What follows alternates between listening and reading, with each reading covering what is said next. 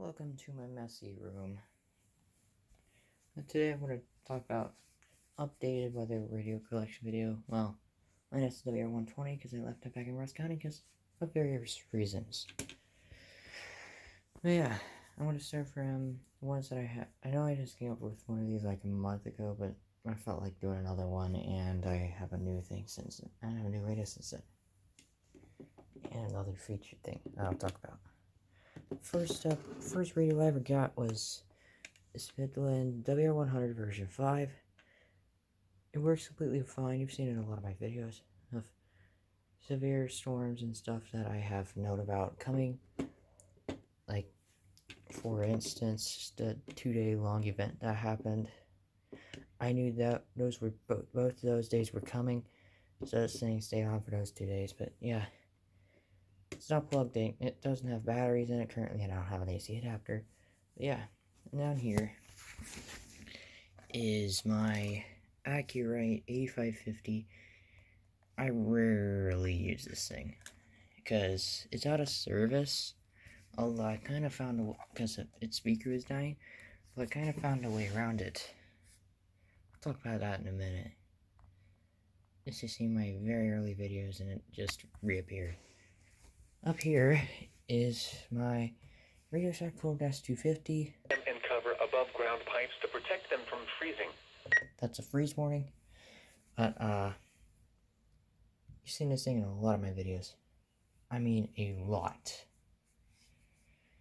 Saying it's gone off for a lot as well, and it's had a bunch of errors too. Like when it didn't go off for a bunch of stuff in the first of my 2 severe weather videos that came out before I got 74-210. But that was because it was interfering with my Bearcat. And the Bearcat wasn't even turning on, it was charging. Yeah, there's that.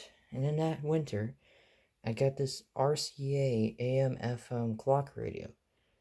And you'll probably see in later videos when I start being able to catch tornado warnings on the radio station I have it set to, which only goes off for tornado warnings. Then, over here, to replace the Accurate, I got this Radio Shack 12-259.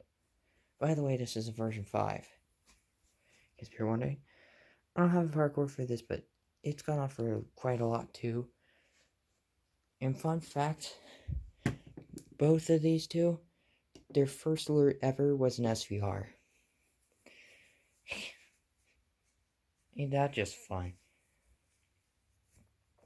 Anyhow, over here, not plugged in currently, we have my Radio Shack 12-249. Probably the rarest radio out of here, but that'd be mixed with my 74-10.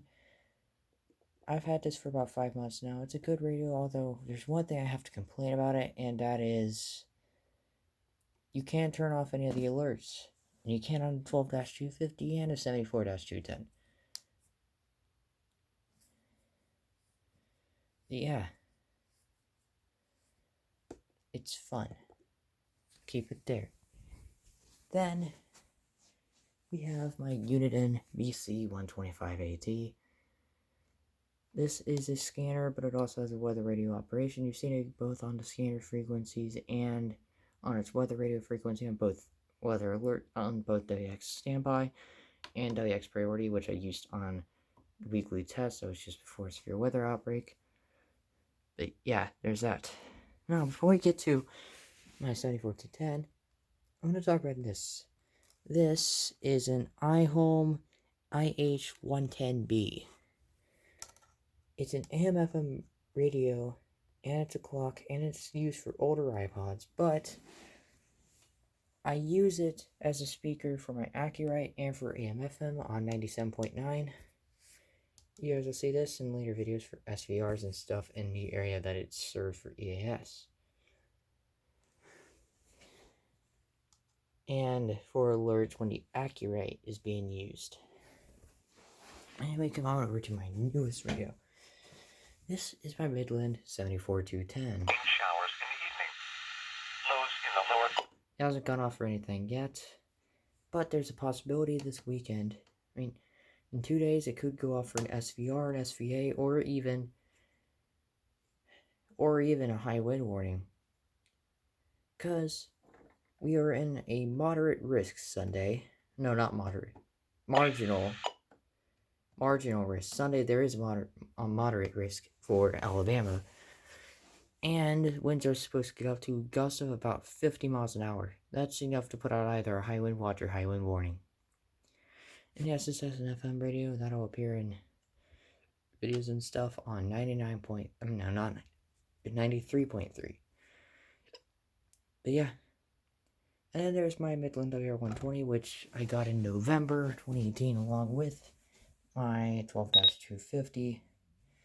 It's not here currently, it's in Ross County because I already have enough trouble filling up space with my 249, my 250, and my 74-210.